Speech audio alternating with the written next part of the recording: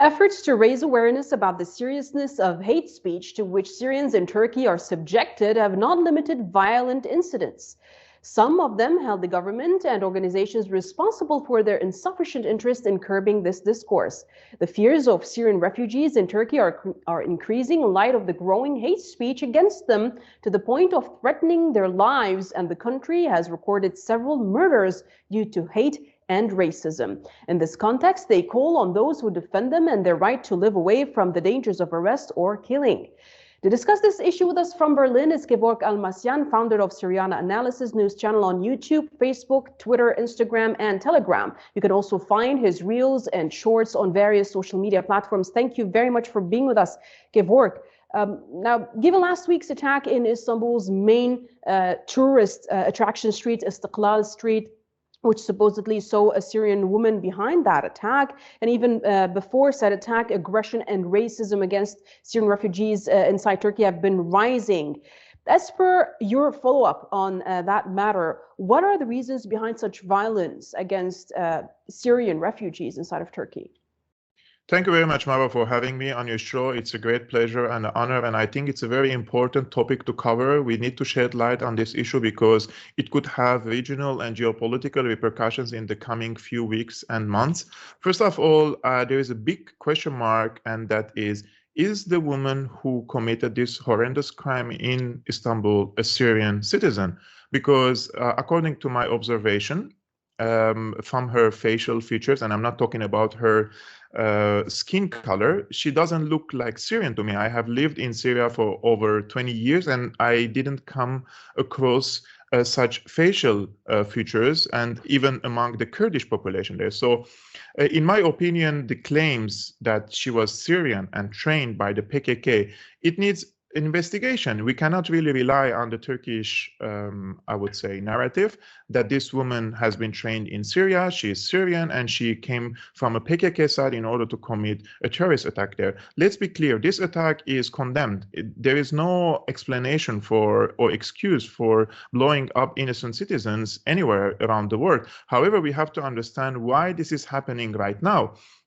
In my opinion, this narrative of the Turkish Turkish officials aims at increasing the level of hatred against the Syrian community in Turkey. And the reason behind it is, since 2011, there was a big investment in the refugees, not only in Turkey, but in the entire region and also in Europe, because they wanted to weaponize the refugees against Syria. And they used the refugee crisis or the refugee card as a bargaining chip with the Syrian side.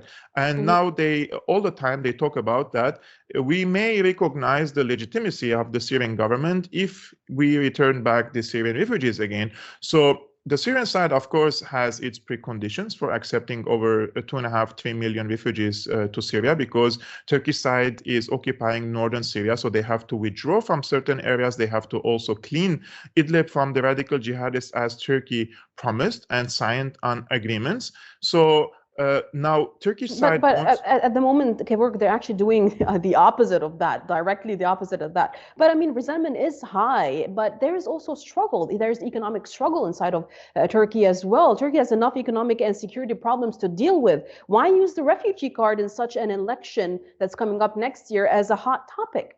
Actually, any government, without exception, when they fail in the domestic affairs, especially on the economic level, they try to export the crisis into the outside of the territories, or for the Turkish case is into Syria.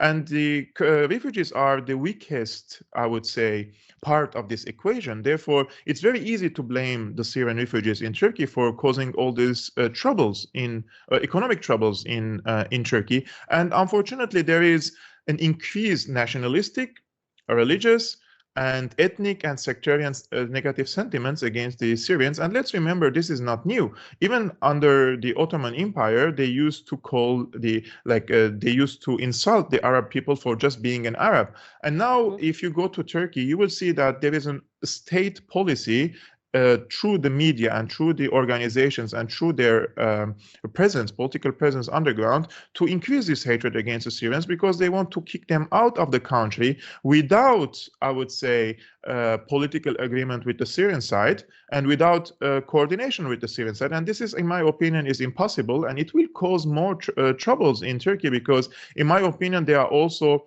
considerable part of the Syrian refugees in Turkey. They are pro-al-Nusra, pro-FSA, etc. And these people could cause also security troubles in Turkey itself. However, since there is elections coming in the next year, and Erdogan is his win is not guaranteed in the next elections. So he is promising his people that he will get rid of at least 1 million Syrian refugees in the coming weeks and months. So this is one of the reasons why the leadership in Turkey is using the refugee card as a bargaining chip, or as